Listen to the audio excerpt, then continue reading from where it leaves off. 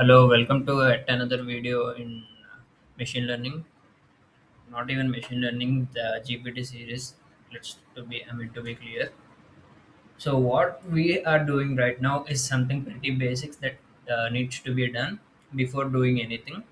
It is the weight initialization because whenever we train a model, sometimes the weights we have may lose the values that are needed so that if the values are lost, activation functions will become useless at one point, and the model loses its purpose, because if the weights are quite low or if they are quite high, they don't really do the learning at some point. If they are quite low, they stop running. If they're quite high, they stop they stop being predictable.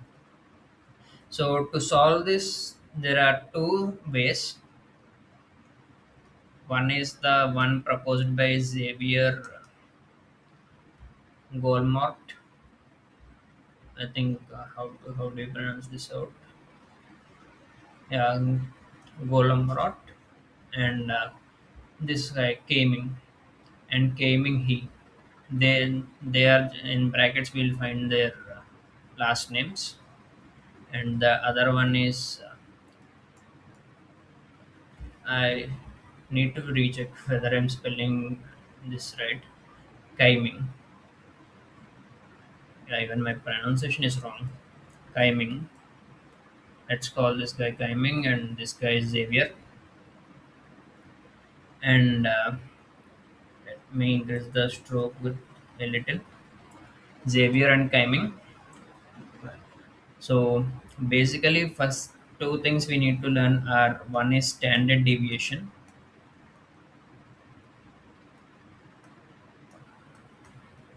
So whoever doesn't know standard deviation is basically the average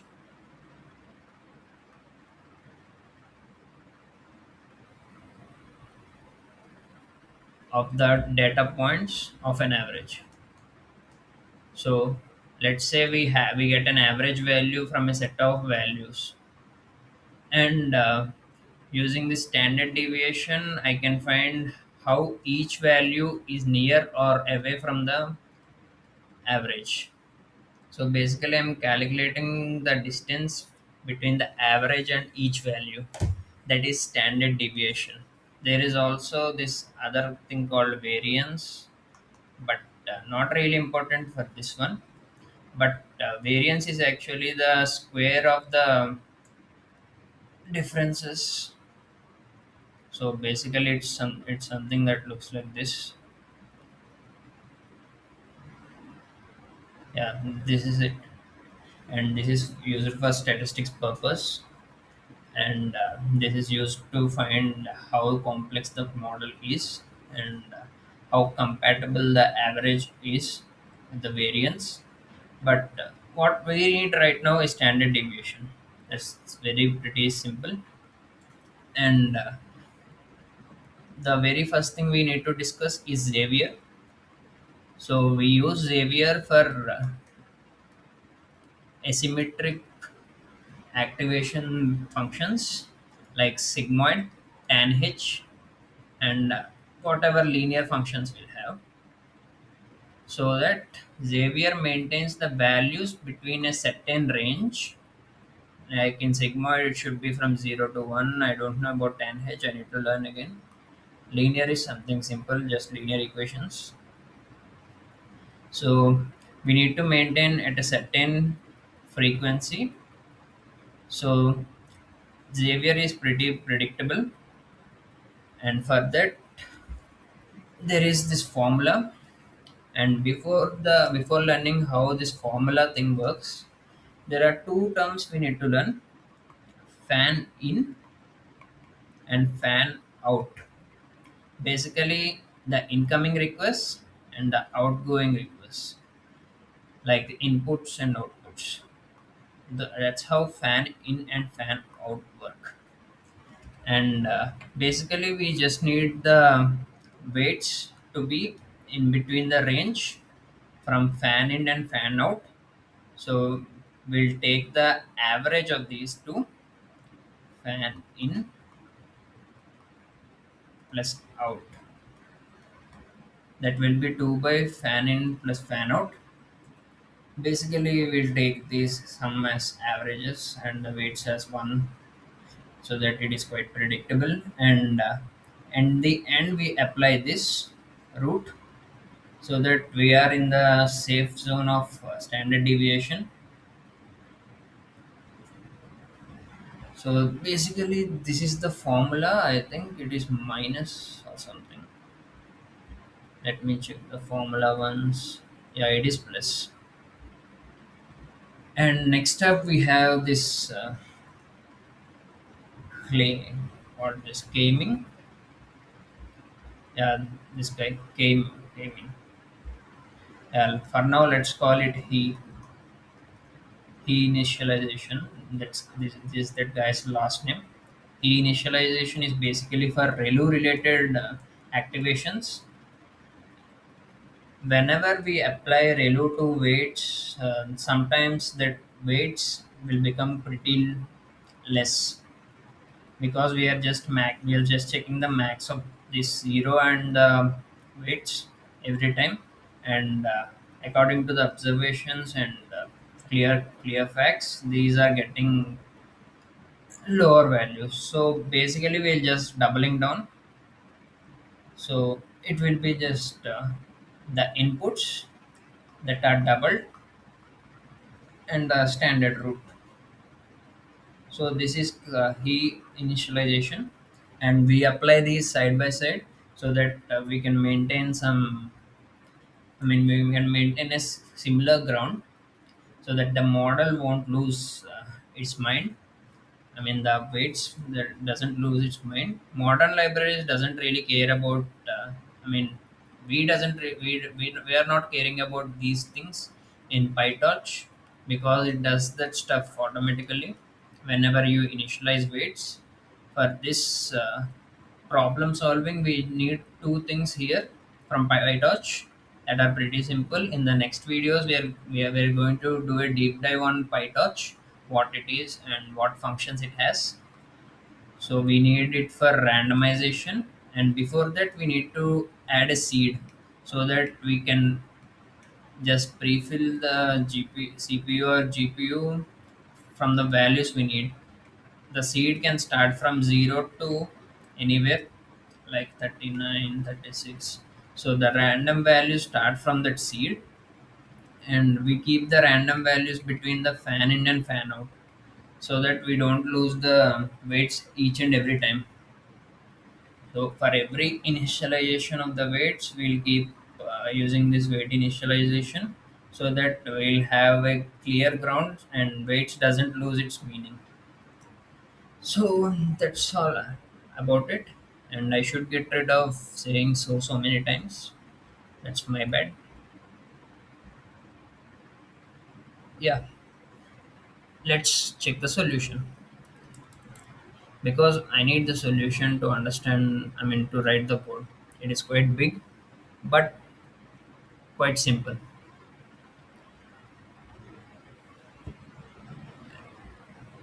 These are the formulas here.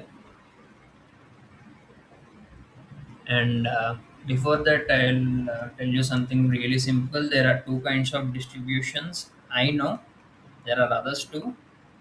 One is uniform, and the other is, yeah, I think I forgot. One is basically like in between values, and other is normal distribution. And normal distribution or Gaussian distribution is just the bell curve, and they are like start from one value, peak at some place, and go down again. This is normal distribution and this is uniform distribution. We need to understand these pretty much, I mean, these basic distributions too, because we'll encounter this during plotting, weight initialization. Always these things follow us. wherever we do problems related to machine learning. So we have two function here. One is for initializing Xavier, and other is for Kaiming. And this is the one where everything is mixed up. And here the very step is to manually seed them. I explained about what this seeding is. So basically, I'm saying start the random values from zero, wherever it is from. If I didn't do it, the values will stuck at the same values every time. Like if I didn't define it as 42 or something, so it will go to like 4, 3, 5, 6. But let's say the model should start the weights from 42, and it can be anywhere after that. Basically, we are just giving the randomization a meaning here, and this is the formula: fan in plus fan out. And fan in and fan out is nothing but I have explained the meaning, but I'll give you a small representation. In neural networks, the weights looks like this: output and input.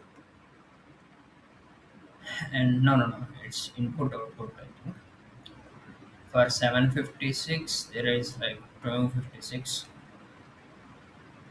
No, it's output input. For 76 outputs, it's input. So we'll take this as fan in. Yeah, this is fan in and this is fan out. I have mixed up things again. I'm sorry. One is input and other is output. That's how the neural network is. Neural network weights are distributed. And what we have to do is we'll just make the weights and random do randomization between the fan out and fan in, and the values stay between them, and multiply with them the standard deviation we got,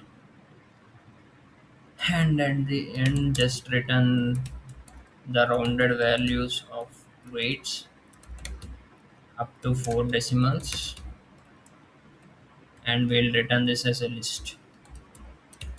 I want this in 1D.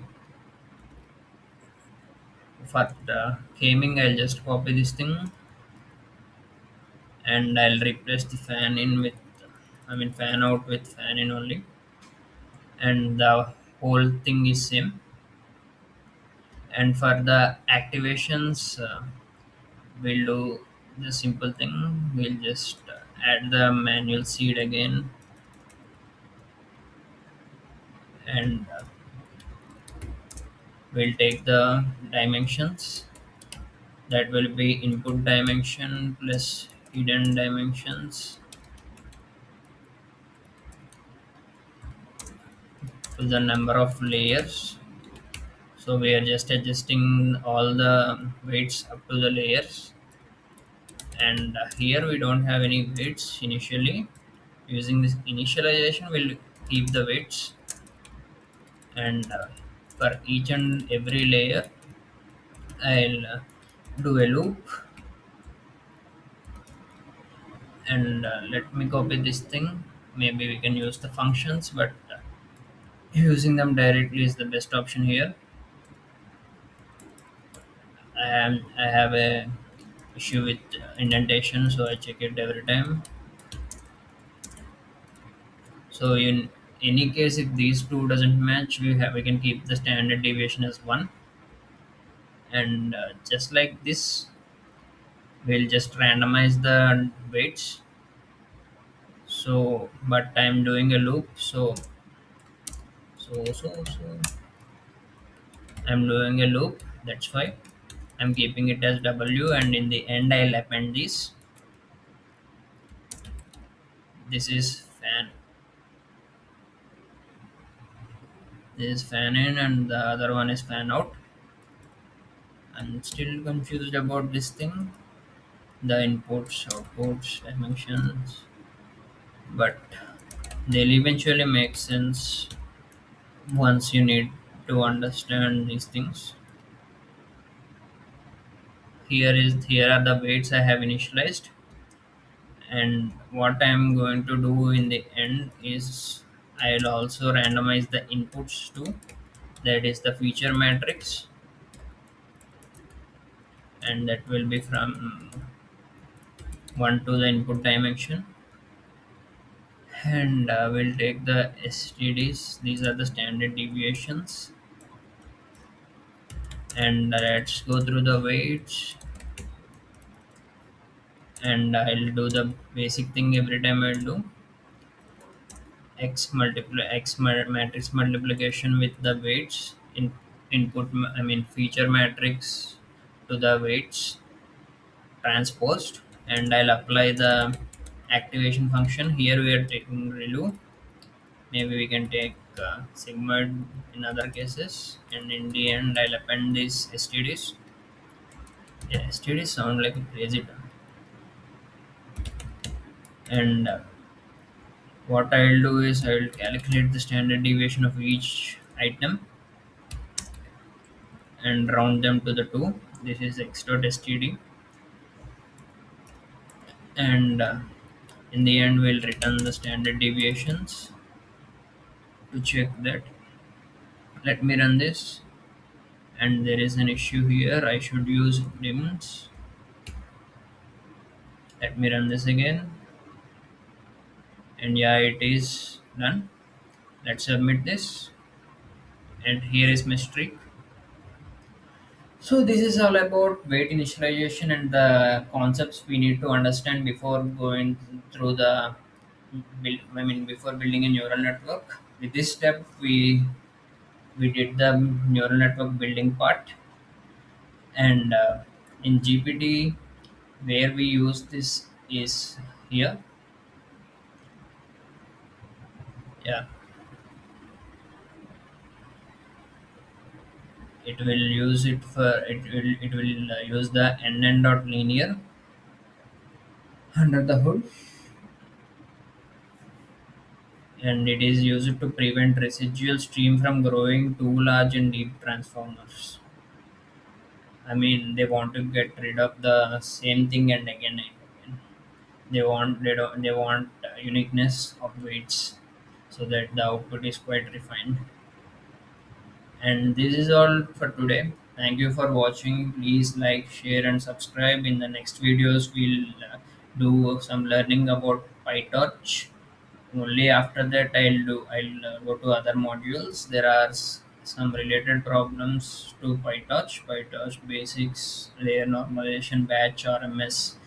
In the in the next coming videos, I'll also go through the other concepts of PyTorch. Not limited to this, like other functions that are really needed in machine learning. I'll try to do some series on NumPy 2 whenever I get that time. So whoever's watching, thanks for watching. Bye.